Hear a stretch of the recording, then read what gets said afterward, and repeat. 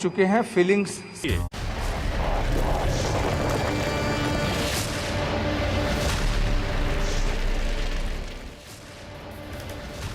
नमस्कार, मैं हूं प्रशांत चुरहे। खतरनाक कोरोना से ये जंग जारी है। ये एक महामारी है, लेकिन इस सब के बीच आपकी, हमारी, हम सब की भी तो एक जिम्मेदारी है। और जिम्मेदारी ये कि हम सब कोरोना नियमों का पालन करें, फिजिकल डिस्टेंसिंग बनाकर रखें, बार बार हाथ साफ करें, और सबसे ज्यादा जरूरी है हम ये मास्क लगाकर जरूर रखें। न्यूज़ 18 ने तो बाकायदा इसके लिए एक मुहिम भी शुरू की है, हैशटैग मास्क पहनो इंडिया, क्योंकि कोरोना से इस जंग में ये मास्क इस समय सबसे बड़ा हथियार है। ये मास्क अब तब तक ना उतारें जब तक आप ये तय ना कर लें कि लोगों से आप बेहद दूर हैं, अलग हैं, जैसे इस वक्त हम स्टूडियो में हैं, क्योंकि ये मास्क इस वक्त हम सबका सबसे बड़ा हथियार है। कोरोना से जुड़ी एक बड़ी खबर इस वक्त आ रही है। 24 घंटे में कोरोना के 3,62,000 नए मामले सामने आए हैं, जबकि एक दिन में 4,120 लोगों की मौत हो गई है। एक दिन में 3,55,000 मरीज इससे ठीक भी हुए हैं।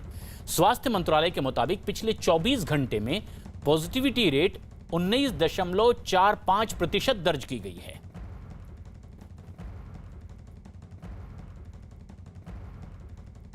और ये एक नया आंकड़ा, देश में क्या है कोरोना के ताजा हालात। 3,62,000 नए केस, 4,120 लोगों ने पिछले 24 घंटे में कोरोना से अपनी जान भी गंवाई।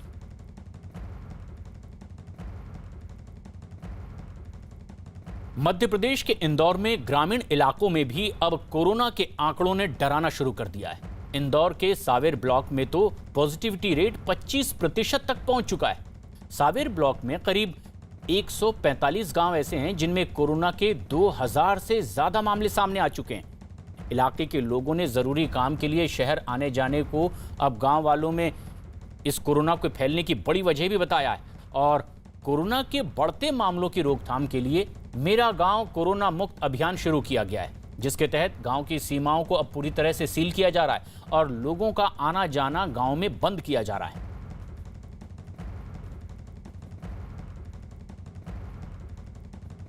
ग्रामीण में अभी अगर देखा जाए तो 25% के आसपास अभी पॉजिटिव केसेस आ रहे हैं। डेथ के मामले में अभी अगर कहा जाए तो अभी डेथ हो रही है, बट बहुत कम है, उसका आंकड़ा एकदम नहीं के बराबर है। जो अभी लास्ट मंथ की अगर अपन बात करें तो 2,490 के आसपास अभी पॉजिटिव केसेस हैं एट परसेंट। और इसके अलावा देखा जाए डेथ का जो है हमारे पास अभी का जो आंकड़ा है लास्ट मंथ का, वो 5 के आंकड़ा। फर्स्ट जो किट जो है, जो 7 तरह की जो मेडिसिन है वो हमें दे रहे हैं। उससे हो क्या रहा है कि संक्रमण नहीं फैलेगा। जिस व्यक्ति को जहाँ पर हुआ वो वहीं किट लेगा, वहीं ट्रीटमेंट लेगा, घर भी होगा। इवन आप तो ग्रामीण क्षेत्र स्तर पे भी हमने कोविड केयर सेंटर चालू कर दिए हैं। शहर में भी राधा स्वामी है। तो जो भी बंदा, हमारी प्रायोरिटी है कि उठो उसको ले करके हम उसको कोविड केयर सेंटर में शिफ्ट करें। इससे क्या होगा कि वो घर से भी अलग हो जाएगा, घर में नहीं फैलने से रुकेगा।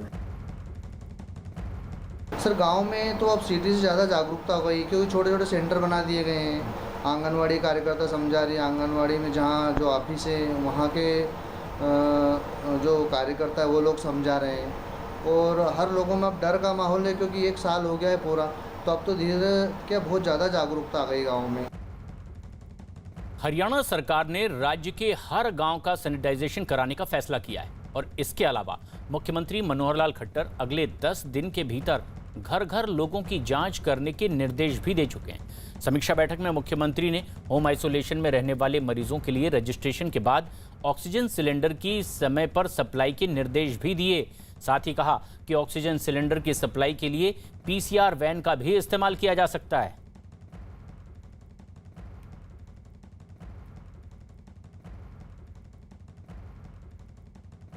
शहरों में मौत का तांडव मचाने वाला कोरोना अब गांव की दहलीज को पार करता दिखाई दे रहा है। पिछले 1 महीने में देश के ग्रामीण इलाकों में कोरोना तेजी से अपने पैर पसारता दिखाई दिया और इसके बाद अब गांवों में कोरोना का संकट बढ़ गया है।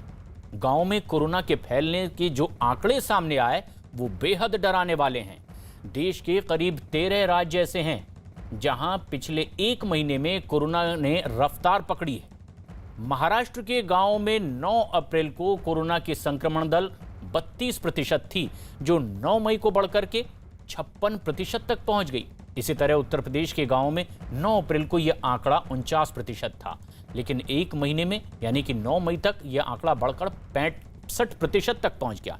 राजस्थान की भी बात करें तो यहां के गांवों में भी कोरोना की दर 9 अप्रैल को 67% थी, जो कि 9 मई को 72% हो गई। इसके अलावा हरियाणा के गांवों में भी एक महीने में कोरोना संक्रमण की दर 44% से बढ़कर 50% हो गई। बिहार में भी 9 अप्रैल तक गांवों में कोरोना फैलने की दर 53% थी, जो पिछले एक महीने में बढ़कर के अब 76% तक पहुंच गई है। मध्य प्रदेश के गांवों में भी कोरोना फैलने की दर पिछले एक महीने में 49% से बढ़कर के अब 54% हो गई है। पश्चिम बंगाल की बात करें तो यहां गांवों में 9 अप्रैल को कोरोना फैलने की दर 35% थी, जो 9 मई को संक्रमण दर बढ़कर के 47% हो गई है। ग्रेटर नोएडा के खैरपुर गुर्जर गांव में भी कोरोना की वजह से लोग दहशत में हैं। गांव में कोरोना के फैलने के बाद भी लोग लापरवाह बने हुए हैं और जरूरी नियमों का पालन करते दिखाई नहीं दे रहे। इस वक्त हम लोग मौजूद है ग्रेटर नोएडा से 12 किलोमीटर की दूरी पर खैरपुर गुज्जर गांव में। नोएडा एक्सटेंशन भी यहां से 8 से 10 किलोमीटर की दूरी पर है, लेकिन सबसे पहले यहां का माहौल आपको दिखाते हैं। अपने कैमरा पर्सन केडी से कहेंगे कि तस्वीरें दिखाएं, क्योंकि उत्तर प्रदेश में कर्फ्यू लागू है तो तमाम दुकानें जो हैं वो बंद है, लेकिन सड़कों की स्थिति आप देख सकते हैं। सड़कों पे जो मैंने देखा गलियों में, वहां बहुत ऐसे लोग थे जो जिन्होंने मास्क नहीं पहना था। सड़कों पे लोगों का हुजूम जो एक गांव में होता है वहां वो हुजूम था।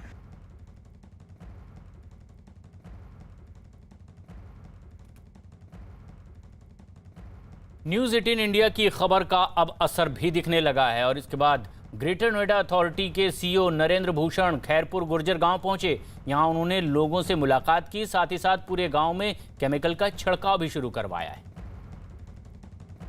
नरेंद्र भूषण जी, आप यहां पहुंचे, एक घर में भी गए जहां कोरोना से मरीज की मौत हुई थी, क्या कुछ देखने आए हैं आप?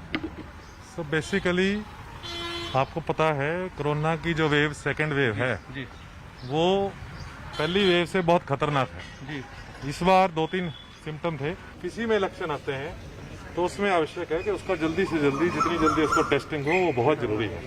यहाँ पर CHC बिशरक में रोजाना टेस्टिंग 10 से 5 होती है। कई लोगों की टेस्टिंग हुई, जैसे मैं अभी एक घर में गया, एक बच्चे की हार्ट अटैक से मृत्यु हुई, पर दूसरे बच्चे के लक्षण निश्चित तौर पर कोरोना वाले थे।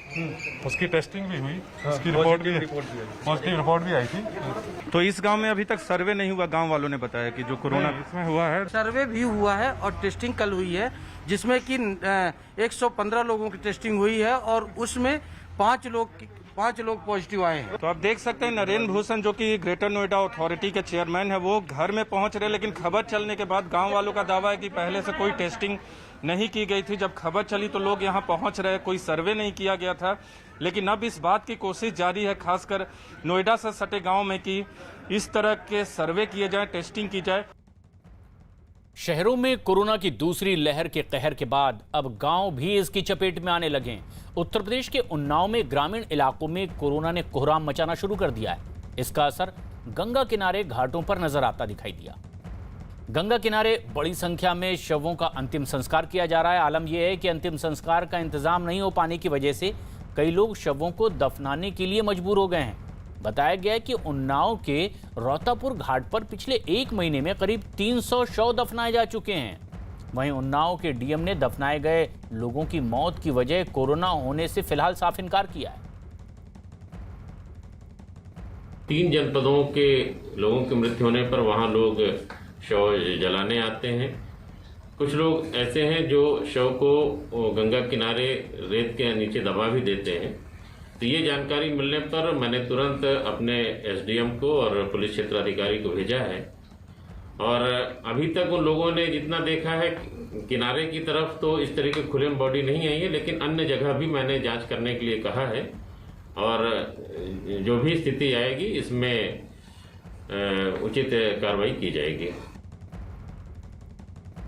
एक महीने का अगर बताया जाए तो लगभग रोज 10 से 1200 आ रहे हैं, तो एक महीने में लगभग 300 से 350 तक 100 हो जाएंगे अगर रोज का आइडिया लगाया जाए।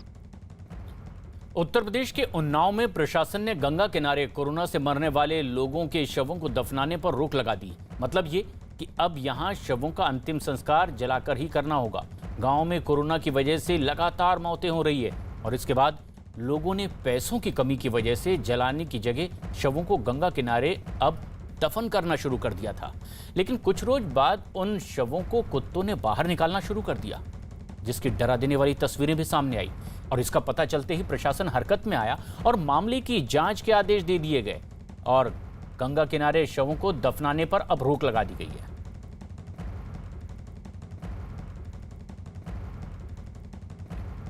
भोपाल के ग्रामीण इलाकों में भी कोरोना के मामलों ने रफ्तार पकड़ ली है, जिसकी रोकथाम के लिए सरकार ने किल कोरोना अभियान की शुरुआत की।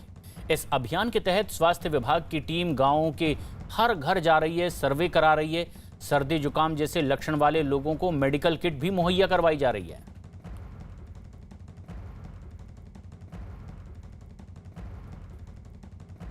देश के ग्रामीण इलाकों में कोरोना का तांडव दिन ब दिन अब बढ़ता ही जा रहा है। हालात ये हो गए हैं कि देश के कई जिले ऐसे भी हैं जहां कोरोना के संक्रमण की दर तो 80% को भी पार कर गई है।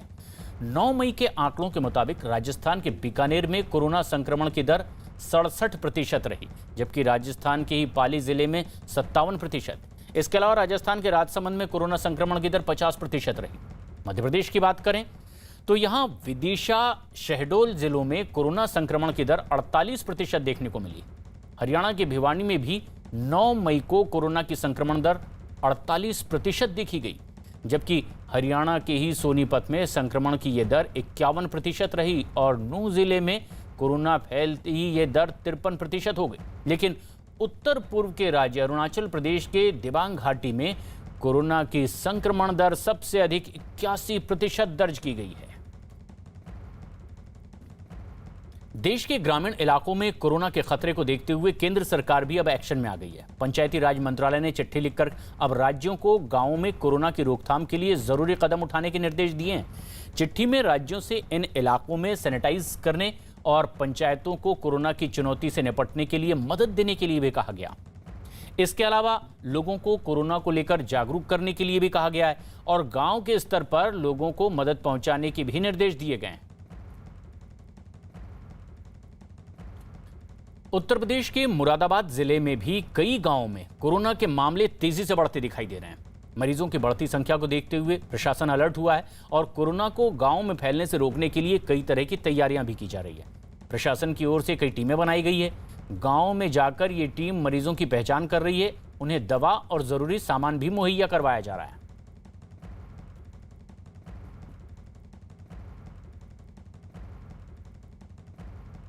प्रत्येक ब्लॉक में 4 टीमें सर्विलांस के लिए कम से कम लगाई गई हैं। इसके अतिरिक्त प्रत्येक राजस्व ग्राम में 100% राजस्व ग्रामों में 2 दिवस के अंदर टेस्टिंग की टीम के लिए 2 गाड़ियां भी प्रोवाइड की गई हैं, जो प्रत्येक राजस्व ग्राम का भ्रमण करके जो भी लक्षण युक्त रोगी होंगे उनको वो दवा भी देंगी जो हमारी मेडिसिन की किट है और उनका टेस्ट भी करेंगे। उत्तर प्रदेश के लखीमपुर में भी कोरोना बेलगाम हो गया है। पूरे जिले में कोरोना मरीजों की संख्या 300 के पार पहुंच चुकी है। पिछले 24 घंटे में इस महामारी की वजह से 9 लोगों की वहां मौत भी हुई है। चिंता की बात यह है कि ग्रामीण इलाकों में भी कोरोना के केस अब तेजी से बढ़ते दिखाई दे रहे हैं और गांव में रहने वाले लोगों में अब इससे लेकर दहशत भी है। महाराष्ट्र में कोरोना के मरीजों की संख्या एक बार फिर तेजी से बढ़ती दिखाई दे रही है। बीते कुछ दिनों से महाराष्ट्र में कोरोना के मरीजों की संख्या में गिरावट दर्ज की गई थी। महाराष्ट्र की राजधानी मुंबई में भी नए केस अब कम हुए, लेकिन बीते 24 घंटे में मुंबई और महाराष्ट्र में बीमारी की चपेट में आने वाले लोगों की संख्या बढ़ गई है और हालात को देखते हुए महाराष्ट्र सरकार ने 1 जून तक लॉकडाउन एक बार फिर बढ़ाने का फैसला किया है। इसके अलावा महाराष्ट्र सरकार ने वैक्सीन की कमी को देखते हुए 18 से 44 साल तक के लोगों के लिए वैक्सीनेशन बंद करने का भी ऐलान किया है, ताकि 45 साल से ज्यादा उम्र के लोगों को दूसरी डोज समय पर लग सके। महाराष्ट्र में फिर बढ़े कोरोना के मरीज, कोरोना से मौत के आंकड़े भी बढ़े। मुंबई में भी कोरोना की कहर का बढ़ा असर।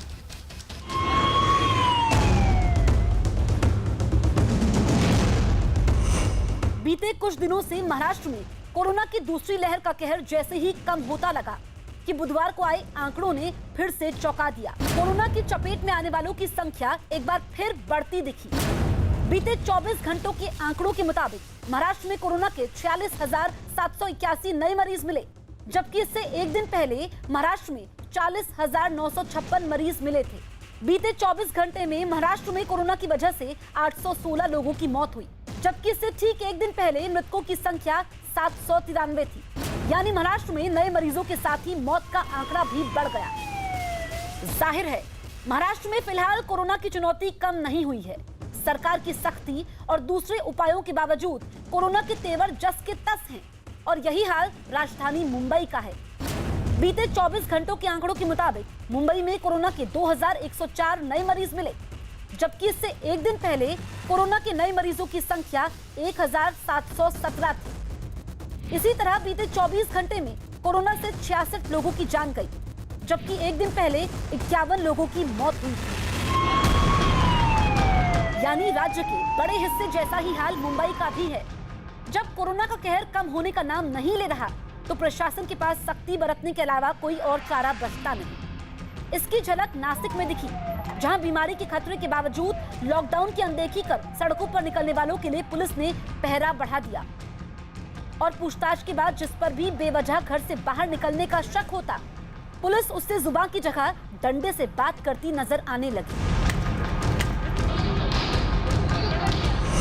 महाराष्ट्र में कोरोना के तेवर को देखते हुए मुख्यमंत्री उद्धव ठाकरे ने 1 जून तक लॉकडाउन बढ़ाने का फैसला किया है। एक दिन पहले महाराष्ट्र मंत्रिमंडल ने भी इसकी जरूरत बताई थी। लेकिन कोरोना के इस विकराल रूप को मात देने के लिए लॉकडाउन ही अकेला जरिया नहीं। कोरोना को हराने के लिए बड़े स्तर पर वैक्सीनेशन की भी जरूरत है। लोग भी इसे अच्छी तरह समझ रहे हैं, इसलिए राज्य के अलग अलग हिस्सों में वैक्सीन लेने के लिए भारी भीड़ उमड़ रही है। हालांकि कई केंद्रों पर वैक्सीन नहीं होने की वजह से लोग निराश दिखे, तो कई जगहों पर प्रशासन की बद इंतजामी की भी पोल खुली। पुणे में तो 45 साल से ज्यादा उम्र के लोग जब कोवैक्सीन की दूसरी खुराक लेने पहुंचे तो उनका गुस्सा फूट पड़ा। बताया गया कि वैक्सीन नहीं होने की वजह से उन्हें लौटने को कहा गया। सरकार का दावा है कि वैक्सीन की कमी की वजह से हर किसी को फौरन पहली या दूसरी खुराक नहीं दी जा सकती, इसलिए महाराष्ट्र मंत्रिमंडल की बैठक में भी इस पर फैसला हुआ। बताया गया कि सरकार ने 18 साल से ज्यादा और 44 साल से कम उम्र वालों के लिए चलाए गए वैक्सीनेशन अभियान को फिलहाल रोक दिया है। अभी 45 साल से ज्यादा उम्र वालों को ही वैक्सीन की दूसरी डोज मिलेगी। राज्य में करीब 20 लाख लोगों को वैक्सीन की दूसरी डोज का इंतजार है। 18 ते 44 वयोगटाला तूर्त शब्द महत्वाचा आहे, कारण तूर्त स्थगित आपण करत आहोत, कारण आपल्या जवळ लस ही उपलब्धता नाही आणि म्हणून आपण सेकंड डोस कंपल्सरी देणं गरजेचं असल्या कारणाने जर नाही दिलं तर पहिल्या डोसचा उपयोग होत नाही, त्याच्याबद्दलचा परिणामाचा उपयोग होणार नाही। राज्य सरकार का दावा है कि वैक्सीन की किल्लत की वजह से वो ऐसे फैसले को मजबूर है। हालांकि वैक्सीन की कमी दूर करने के लिए अब बीएमसी ने वैश्विक स्तर पर टेंडर निकाला है। ये टेंडर वैक्सीन की 1 करोड़ डोज के लिए है। इसका मकसद वैक्सीनेशन अभियान में आई रुकावट को दूर करना है। मध्य प्रदेश के मुख्यमंत्री शिवराज सिंह चौहान ने कोरोना से पीड़ित परिवारों के लिए एक बड़ा ऐलान किया है। जो घोषणाएं की गई है उनके मुताबिक राज्य सरकार की तरफ से उन परिवारों को हर महीने 5,000 रुपए दिए जाएंगे जिनमें कमाने वाला कोई नहीं है।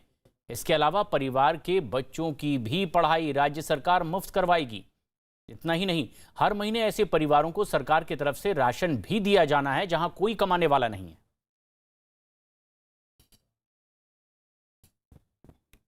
कि ऐसे बच्चे जिनके परिवार से पिता का साया उठ गया, कोई कमाने वाला नहीं बचा, घर में कोई कमाने वाला नहीं है, ऐसे परिवारों को 5,000 रुपया प्रति माह पेंशन दी जाएगी, ताकि बच्चों को जीवन यापन के लिए परेशान ना होना पड़े। ऐसे सभी बच्चों के शिक्षा का निःशुल्क प्रबंध किया जाएगा, ताकि वो अपनी पढ़ाई लिखाई जारी रख सकें।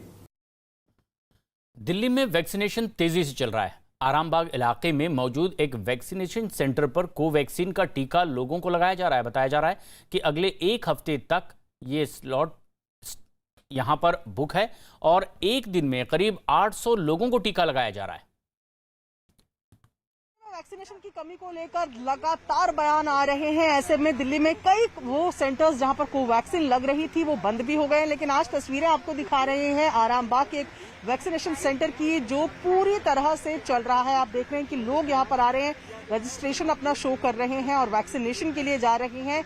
यहाँ पर कोवैक्सीन लग रही है और ये सेंटर पूरी तरह से सुचारू रूप से चल रहा है। बताया ये भी जा रहा है कि अगले एक हफ्ते तक के लिए यहाँ पर स्लॉट्स बुक्ड हैं, यानी कि वैक्सीन को लेकर यहाँ पर दिक्कत नहीं होगी। साथ ही कल भी यहाँ पर इंजेक्शंस जो हैं, वैक्सीन जो हैं वो आई थी और आज भी यहाँ पर नए स्लॉट जो हैं वो वैक्सीन के आए हैं।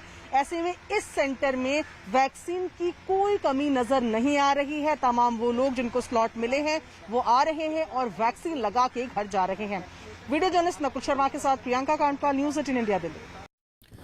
देश इस वक्त भारी मुसीबतों के दौर से गुजर रहा है। सरकार इस मुसीबत के वक्त में सारी व्यवस्थाओं को दुरुस्त करने में लगी हुई है, लेकिन कुछ लोग हैं जो ना सिर्फ सरकार के अभियान को पलीता लगा रहे हैं बल्कि कोरोना की भी आवभगत में लगातार जुटे हुए हैं। कहीं त्योहारों के नाम पर लोगों की भीड़ उमड़ रही है, तो कहीं शादी की पार्टी में लोग कोरोना की दहशत को भूल बैठे हैं, तो कहीं बाजारों में मजमा लगा दिखाई दे रहा है और ये लोग कोरोना को दावत देते दिखाई देते हैं।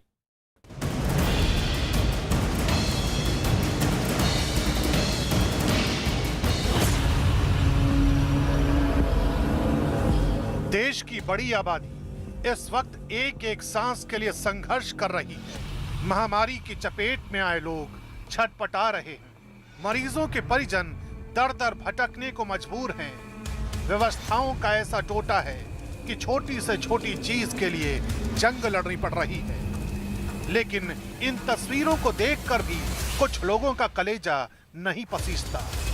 ये वो लोग हैं जो कोरोना को खुलेआम दावत दे रहे हैं। ये वो लोग हैं जो लगातार कोरोना गाइडलाइन की अनदेखी कर रहे हैं। ये वो लोग हैं जो अपनी जान के साथ दूसरों की जान के साथ भी खिलवाड़ कर रहे हैं।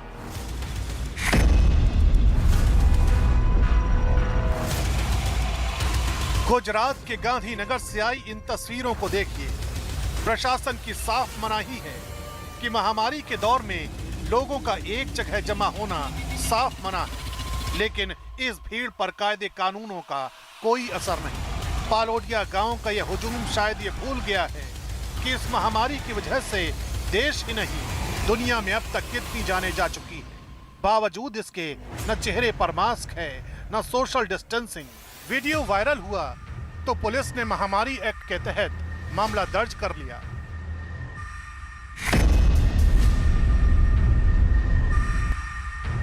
बिहार में कोरोना के लगातार बढ़ते मामलों के बीच 15 मई तक लॉकडाउन है, लेकिन बाढ़ अनुमंडल के बख्तियारपुर बाजार की ये तस्वीर देखकर कहीं से नहीं लगता कि लॉकडाउन जैसी कोई चीज भी होती होगी। यहाँ ना तो कोरोना का डर है, ना ही उससे होने वाली मौत का, न सोशल डिस्टेंसिंग है, न चेहरे पर मास्क। जिनके चेहरे पर लगा भी है वो महज औपचारिकता मात्र है।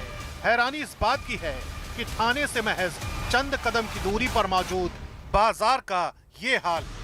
न कोई लॉकडाउन का पालन कराने वाला है और न ही कोई लॉकडाउन का पालन करने वाला।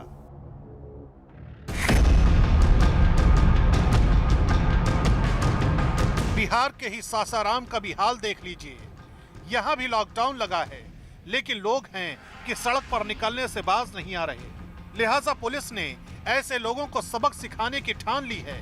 फिर क्या था, सड़क पर जो बेवजह घूमता दिखाई दिया उसे उठक बैठक करवाई गई।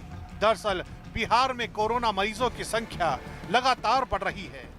यही वजह है कि प्रशासन भी लॉकडाउन का सख्ती से पालन कराने में जुटा है।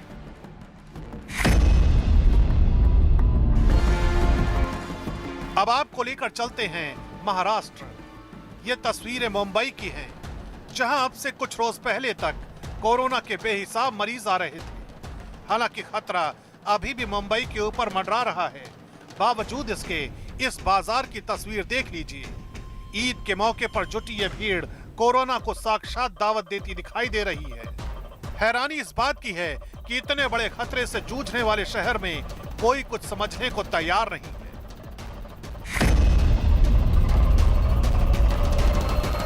हैदराबाद भी महामारी की मुसीबत से अछूता नहीं है, लेकिन यहाँ भी लोग कोरोना के खतरे को समझने को तैयार नहीं। इस ऑटो की तस्वीरें देख लीजिए। जरा से ऑटो में फुल सवारियां बैठी हैं। भला सोचिए यहाँ सोशल डिस्टेंसिंग का कौन सा नियम लागू होगा। इतना ही नहीं, यहाँ लोग बेखौफ होकर दुकानें भी खोल रहे हैं। किसी को किसी बात का डर नहीं। सब्जी बेचने वाली इस महिला ने भी कोरोना को चुनौती देने की ठान ली है। चेहरे पर मास्क आधा ही लगा था। ग्राहक को देखा तो मास्क ने चेहरे से सरेंडर कर दिया।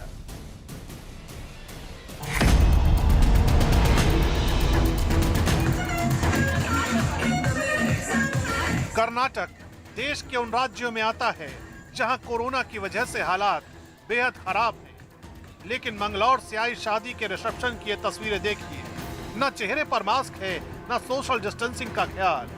पार्टी के माहौल में ये उस खतरे को भुला बैठे हैं जिस खतरे का सामना इस वक्त पूरा देश कर रहा है। हैरानी इस बात की है कि लाख बंदिशों के बावजूद लोग न सिर्फ अपनी जान को जोखिम में डाल रहे हैं, बल्कि दूसरों की जान से भी खेल रहे हैं।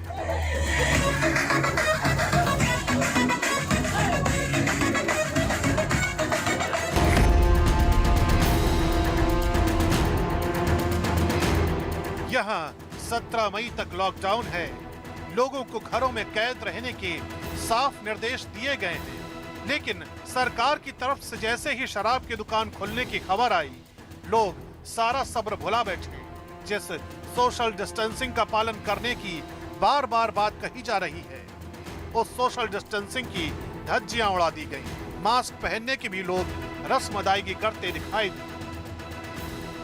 सोशल डिस्टेंसिंग के अंतर्गत गोले बना के दुकानदारों द्वारा शराब बेची जाए। हैंड सैनिटाइजर्स जो है दुकानों पे रखी जाए। बिना मास्क पहने हुए लोगों को शराब न दिया जाए। इस तरह के निर्देश जो है अनुज्ञातियों को जारी किए गए हैं। सोशल डिस्टेंसिंग का पालन नहीं किया जाता है तो दुकानें तत्काल बंद करा दी जाए।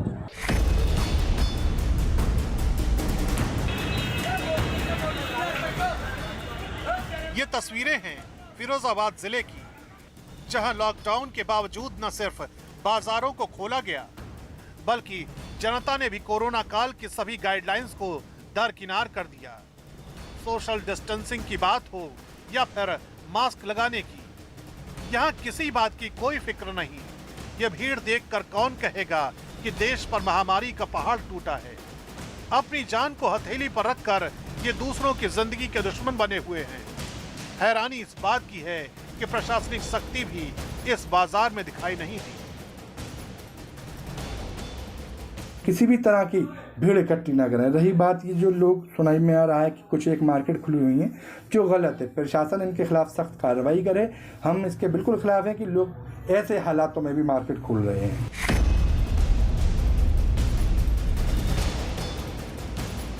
लाख मना कर लीजिए, पर यहाँ मानने को कौन तैयार है। तस्वीरें बुलंदशहर की नवीन सब्जी मंडी की हैं। सब्जी खरीदना मौलिक अधिकार है, लेकिन किसी की जिंदगी से खेलने का कोई अधिकार नहीं। पर यहाँ से जो तस्वीरें सामने आ रही हैं, वो कुछ ऐसी ही हैं। सोचिए, इस भीड़ में एक कोरोना मरीज का होना कितने लोगों की जिंदगी पर भारी पड़ सकता है। चेहरे से मास्क नदारद है, सामाजिक दूरी का कोई अर्थ नहीं।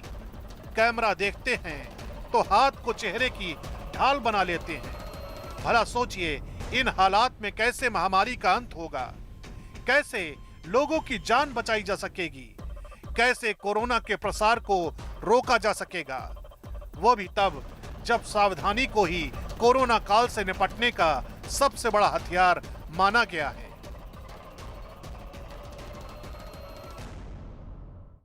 प्रधानमंत्री नरेंद्र मोदी 18 और 20 मई को 19 राज्यों के 100 जिलाधिकारियों के साथ वीडियो कॉन्फ्रेंसिंग के जरिए कोरोना पर बातचीत करेंगे।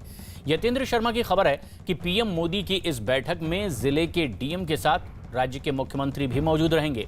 18 मई को पीएम मोदी 9 राज्यों के 46 जिलाधिकारियों से और 20 मई को 10 राज्यों के 54 जिलाधिकारियों से कोरोना पर बातचीत करेंगे।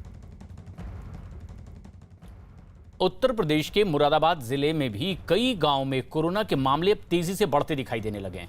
मरीजों की बढ़ती संख्या को देखते हुए प्रशासन अलर्ट हुआ है और कोरोना को गांव में फैलने से रोकने के लिए कई तरह की तैयारियां अब की जा रही है। प्रशासन की ओर से कई टीमें बनाई गई और गांवों में घर घर जाकर मरीजों की पहचान करके उन्हें दवा और जरूरी सामान अब मुहैया करवाया जा रहा है। प्रत्येक ब्लॉक में 4-4 टीमें सर्विलांस के लिए कम से कम लगाई गई हैं। इसके अतिरिक्त प्रत्येक राजस्व ग्राम में 100% राजस्व ग्रामों में 2 दिवस के अंदर टेस्टिंग की टीम के लिए 2 गाड़ियां भी प्रोवाइड की गई हैं, जो प्रत्येक राजस्व ग्राम का भ्रमण करके जो भी लक्षण युक्त रोगी होंगे उनको वो दवा भी देंगी जो हमारी मेडिसिन की किट है, और उनका टेस्ट भी करेंगे। वक्त मुसीबतों से भरा है, लेकिन इन मुसीबतों के बीच भी वो लोग उम्मीद की किरण बनकर हौसला देते हैं जो न सिर्फ कोरोना पीड़ितों की मदद में जुटे हैं, बल्कि महामारी के इस बेहद मुश्किल दौर में भी अपनी ड्यूटी को वो पूरी शिद्दत से निभा रहे हैं। आज एक बार फिर हम आपको उन लोगों की कहानी दिखाने जा रहे हैं जिनके जज्बे ने महामारी को भी घुटने टेकने पर मजबूर कर दिया है।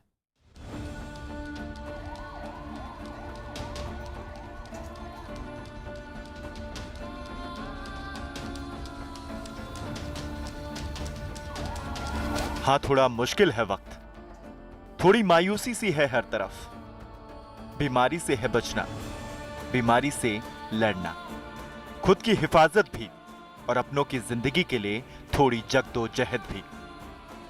लेकिन इस मुश्किल वक्त में भी हम आपके लिए कुछ तस्वीरें, कुछ कहानियां, कुछ किरदार लेकर आए हैं जो शायद आपको थोड़ी हिम्मत देगी, थोड़ी मुस्कुराहट देगी और शायद हालात को देखने का। ऑनलाइन क्लासेस चल रही है जो टाइमिंग भी सूट नहीं करता है ड्यूटी के हिसाब से, लेकिन इसीलिए उसको अपने साथ लेके आते हैं।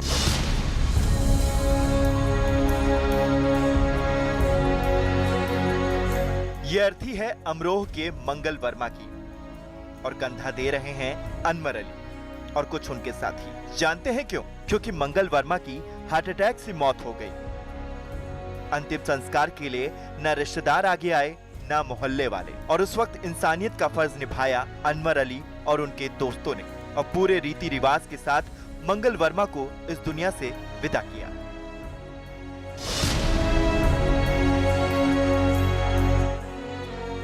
ऊपर वाला ना करे, मगर फिर भी किसी को जरूरत पड़ी तो हरियाणा में ये बसें अब जिंदगी बचाने के लिए सड़कों पर दौड़ती नजर आएंगी।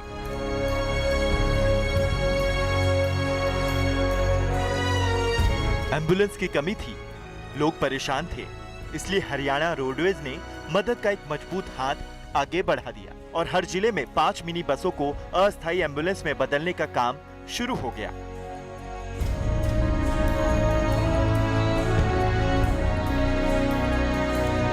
बसों में वो सब कुछ होगा जो जिंदगी बचाने के लिए जरूरी है।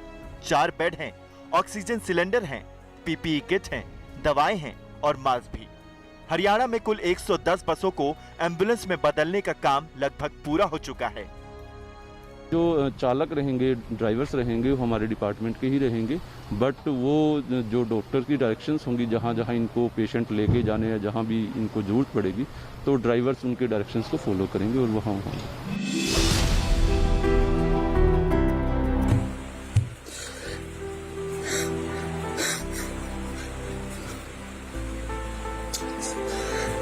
कैमरे पर बिलखते, फूट फूट कर रोते ये शख्स हैं डॉक्टर अनिर्बान बिस्वास। ये कोई मदद नहीं मांग रहे हैं, बल्कि डॉक्टर साहब हर रोज सोशल मीडिया पर वीडियो संदेश देकर लोगों को जागरूक करते हैं, जरूरतमंदों को मुफ्त में इलाज बताते हैं। लेकिन इस बार लोगों की परेशानी उनसे सुनी नहीं गई।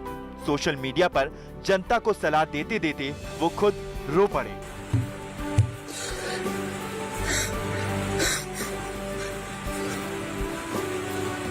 कुछ देर बाद डॉक्टर साहब ने खुद को संभाला, लेकिन आंसू फिर भी नहीं थमे। ये वीडियो सोशल मीडिया पर वायरल भी हो चुका है और लोग डॉक्टर अनिर्बान की भावनाओं और उनकी मदद को सलाम कर रहे हैं।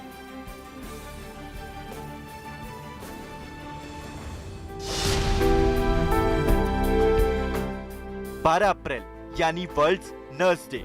इस मौके पर उत्तरी दिल्ली एमसीडी के मेयर जयप्रकाश कोरोना योद्धाओं का हौसला बढ़ाने आगे आए।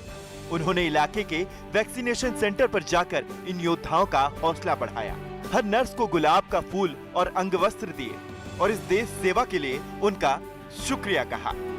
किस लिए आज अस्पताल का करते? देखिए, आज विश्व नर्स दिवस है, तो आज के दिन ये जो नर्स कोरोना काल के अंदर अपनी जान को हथेली पर रख करके इस संकट काल में लोगों की जान बचाने में काम कर रहे हैं, चाहे वैक्सीनेशन सेंटर हो, चाहे हमारे कोविड केयर सेंटर हो या हमारे अन्य अस्पताल हो। बिगर नर्स के अस्पताल अधूरा है। अगर नर्स ना हो तो डॉक्टर भी कुछ नहीं कर सकते। तो डॉक्टर भी अगर कुछ लिख के देते तो 24 घंटे अगर कोई ध्यान रखता है मरीजों का तो वो हमारी नर्स होती है। तो आज इनका दिवस है तो इनको स्वागत करना तो बनता ही है।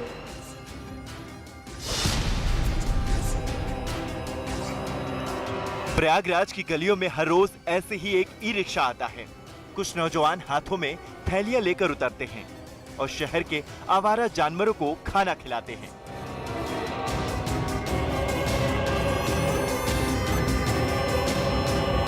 ये पहल शुरू की है शहर के इंजीनियरिंग के कुछ छात्रों ने, जिन्होंने नौजवानों की एक टीम बनाई जो हर रोज लॉकडाउन की मार झेल रहे जानवरों का पेट भरती है। इस बेमिसाल कोशिश के बाद अब तमाम लोग इस नेक काम से जुड़ने लगे हैं। कूड़े के पास भी चीजें खा लेते थे, पर अब जब कुछ नहीं हो रहा है तो वो हिंसक हो रहे हैं, आपस में लड़ने लगते हैं। थोड़ा सा खाना डालने पे वो आपस में मतलब लड़ाई हो जाती है उनकी। तो आप लोग अपना अपना कंट्रीब्यूशन दीजिए। दतिया में खुदा से दुआ मांगने अब ये नन्हे हाथ इबारत को उठे हैं। इन नन्हे नन्हे बच्चों ने पिछले कई दिनों से रोजा रखा है, यानी इस भीषण गर्मी में भी बिना खाए पिए पूरा दिन गुजार रहे हैं, सिर्फ इसलिए ताकि इनकी दुआ कबूल हो। और सिर्फ दतिया ही नहीं, पूरे देश को कोरोना से आजादी मिले। रोजा रखते इसी मारे वो इन पूरे यहाँ पे दतिया में कोरोना खत्म हो जाए और पूरे भारत में कोरोना खत्म हो जाए। लॉकडाउन के दौरान मुफ्त भोजन तमाम सरकारें दे रही हैं, लेकिन बेंगलुरु प्रशासन की बात कुछ अलग ही है। यहाँ चीफ कमिश्नर गौरव गुप्ता हर रोज इंदिरा कैंटीन का दौरा करते हैं, वहाँ बने भोजन की जांच करते हैं और भोजन जनता को तब तक नहीं परोसा जाता जब तक कमिश्नर साहब खुद स्वाद नहीं चख लेते। Now we will be giving free food, 1 lakh meals. That means 1 lakh breakfast, 1 lakh lunch, and 1 lakh for dinner. This is basically to take care of people who cannot buy food. मदद के ऐसे ही हाथ बढ़ेंगे, समाज को ऐसे ही नायक मिलेंगे, तो जल्द ही तस्वीर भी बदलेगी और हालात भी।